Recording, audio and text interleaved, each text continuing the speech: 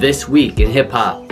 Look, I'm gonna be really honest with you guys, alright? There is a lot of Kendrick this week, alright? Like half the top posts of this week are Kendrick related, and I just put out my quick thoughts video on his album earlier today, so I'm gonna leave all my Kendrick shit to talk about in that video.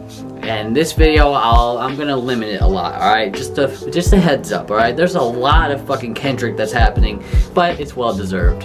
First off, Nas has confirmed his new album for this year. Hopefully that's actually true. I'm not really sure, I didn't read the article that much, but I mean, I don't really have to read the article or even like hear anything about his album being done, since he already put out that song, Nas album done. So it's like, well, that was enough heads up for me.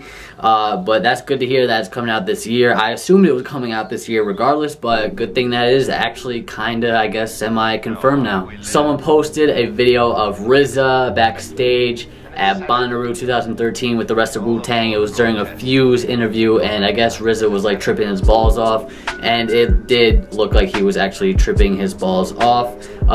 It was a great video though. It's cool that damn, like Bonnaroo 2013. I'm trying to think of like when I saw Wu-Tang around that time, and it's just really interesting. It's cool that they performed at Bonnaroo, but it's like, damn, I hope that they still got it in them to be performing at festivals like Bonnaroo and such. I mean, they're a really good headliner, but it's kind of crazy though. The older that they get, it's like, I mean, they still have a lot of energy, but I don't know, man. But I mean, nonetheless, I think that everyone should see Wu-Tang Clan, excuse me, at least one time. Dram and Lil Yachty's Broccoli is now 5 times platinum. Congrats to Lil Yachty and Dram. They're both two up-and-coming artists who are well deserved of this, I think, even though I'm not really that big of a fan of the song, but I still can appreciate good music, I guess, when I hear it. And 5 times platinum, that is a lot of times platinum, so hats off to them too. Hip Hop Head subreddit has hit 500,000 people subscribed to the subreddit. That is a lot of people, man. Congrats to you guys. Schoolboy Q brought out A$AP Rocky and Tyler, the Creator, at his Coachella performance, and they performed that song Telephone Calls. I had never even heard that song before. Actually, I think I heard it one time before, but I never really like picked up on it. And I don't know what song that's off of. I think it's off of A$AP Mob mixtape, I think. I don't know though, but yeah, that song is sick as fuck. I love when rappers bring out other rappers, especially at big festivals like that. I think it's a really cool thing to do. And it's like, it made me think and realize that like hip hop are really the only people that really bring out other artists like that. Even though like from time to time a lot of other artists will come out in different genres like country music or pop music or whatever. But I feel like in hip hop it's more like, it means more and it happens more frequently, and like when it happens it's like a really big thing. So I just think it's really cool that he did that. Charlemagne says that Lil Yachty is a poster child for whack rappers. Now, when I saw this clip, it really made me happy to see Lil Yachty's reaction to it. Like, Charlemagne said whack rappers. I think the thing is that Charlemagne kind of worded his statement wrong. The thing is like, I kind of understand what Charlemagne is trying to say, but the way he said it is so insulting and disrespectful to Lil Yachty. And I mean, he was right. He looked him dead in the eye and said, poster child for whack rappers. And the thing is, like, I kind of understand what Charlemagne's saying, but I wouldn't say whack rappers. But also, I didn't get his comparison of saying that Lil Yachty was taking over Trinidad James' spot. I feel like they're not even in the same wavelength, I don't think. Like, Lil Yachty has like cultivated something for him, and you know, his name is like a strong name within the music scene right now, and Trinidad James never really got to that level. I mean, Trinidad James is such a one-hit wonder, I guess, in a way, even though he has like a lot of good music that you can check out through his mixtapes and whatever. But I guess he's never really lived up to the hype of All Gold Everything, while Lil Yachty is actually a pretty big name who is going to stick around for a long time, I believe. So to say that he's the poster child for whack rappers is dead wrong.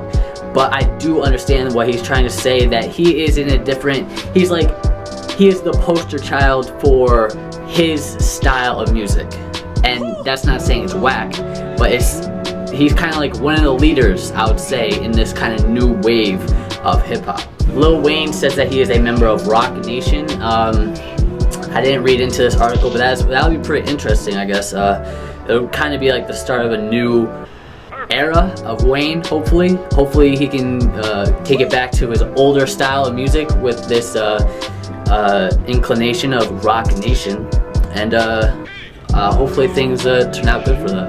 Tyler, the creator, made the new theme song for Bill Nye's new show that's coming out, and it sounds so Tyler-ish. I mean, obviously, but it's cool that Tyler was able to make his own spin off a show that I know that Tyler grew up on, and so many of us as well. So that's pretty cool. Fantano made a good video about Hobson. He was kind of just like fucking around, but it was really actually a really wacky video.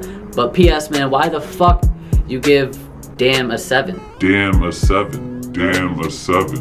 Damn a 7.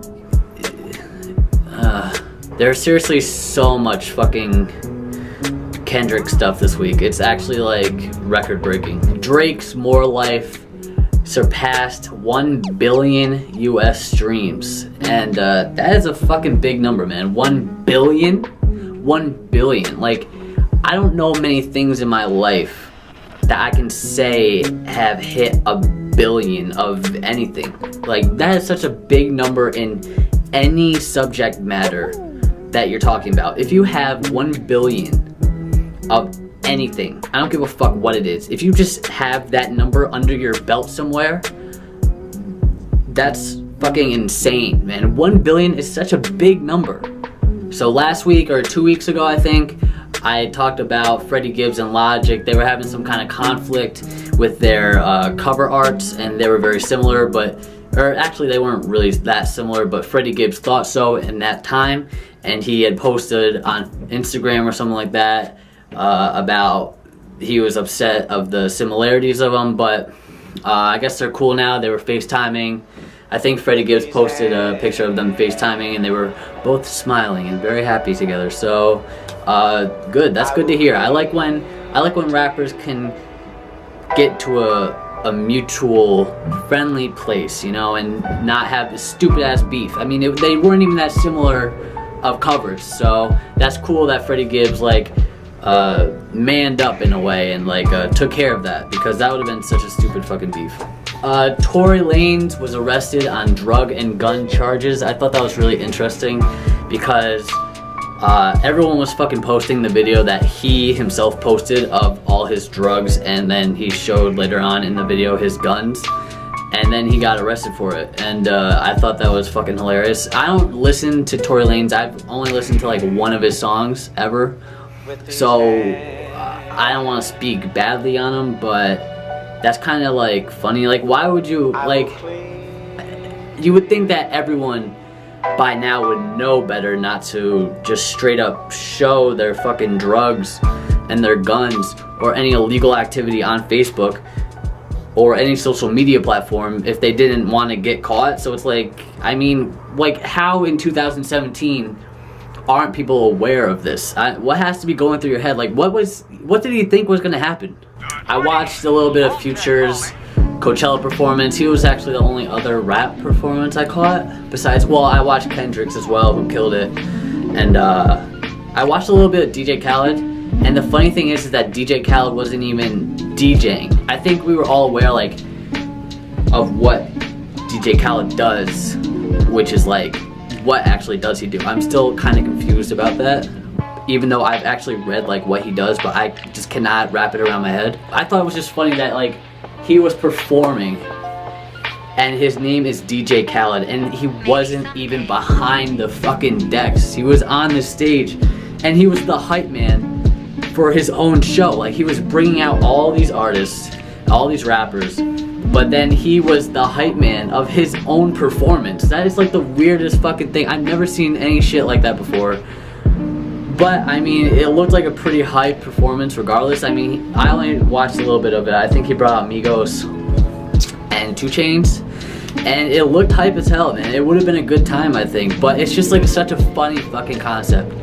But anyway, I watched Futures a bit, and Futures, I don't know how I feel about Futures. I mean, I really do want to see Future live. It seemed like a pretty good performance, but he did bring out Migos, which I thought was cool, and I didn't catch Drake or Ty Dolla $ign, but it was cool that he brought out Migos. But I think also Khaled brought out Migos as well. I don't know what song they performed for Khaled, but it looked like a pretty good performance though.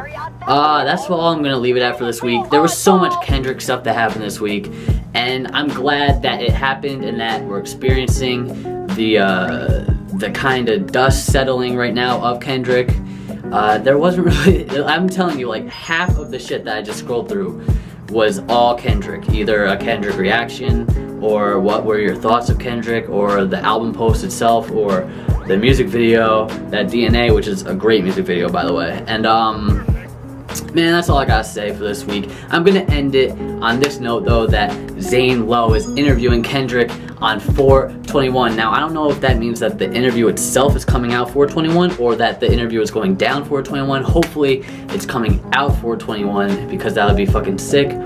But anyway, I'm gonna leave it at that. No, I didn't get a new camera. This is actually my older camera, but I want to stop using this camera just because it's very complicated.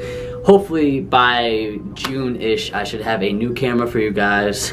And that's it, man. Check out my fucking Kendrick Quick Thoughts video if you want to see all of the stuff that I skipped in this video. And alright. Easy week this week. Next week should be interesting. I don't know what the fuck is gonna happen between now and a week from now, like in the hip-hop world. But anyway, peace out.